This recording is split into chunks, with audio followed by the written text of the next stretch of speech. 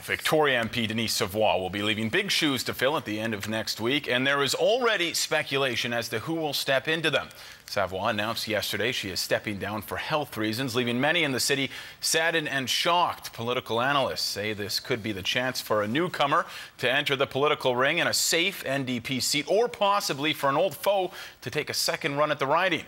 CTV's Stephanie Sherlock joins us now live with more. Stephanie.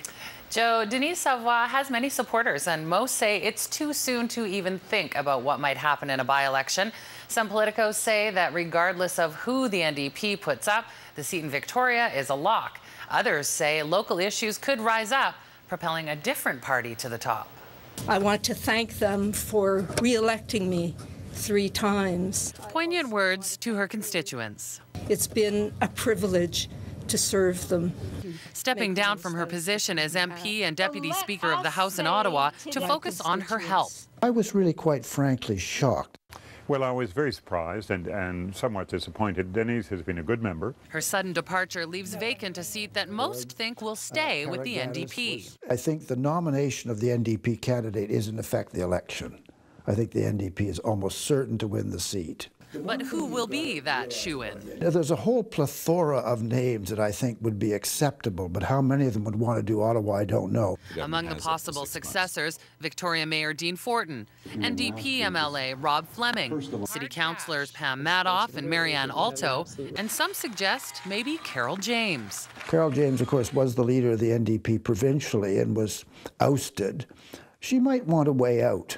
Former MP David Anderson says there may be a chance for another party to steal the NDP seat. Local issues count. You're not going to change the government. It will make absolutely no difference to Mr. Harper one way or another, whether the NDP wins this seat or whether, in fact, Conservatives win this seat.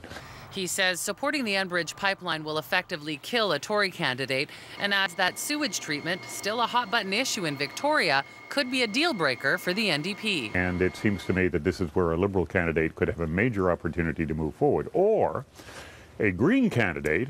At least one of the current favorites to succeed Savoie says she's flattered. I will consider the question very carefully. I will do so with obviously speaking with my family and my friends and my colleagues, but I will not do that until the time is appropriate, and I believe that time is after Denise has actually fulfilled the balance of her duties. Adding that Savoie leaves behind big shoes to fill. So I don't think anyone who thinks of this should do so lightly, and that they should be prepared to commit the way Denise did, and that the most important thing is for the best candidate to come forward to try and ensure that that type of principle and value continues to be with the MP who represents Victoria.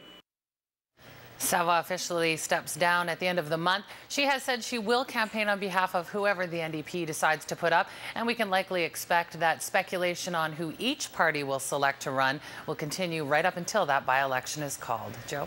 Let the rumors begin. Absolutely. Okay, thank you, Stephanie. You're welcome.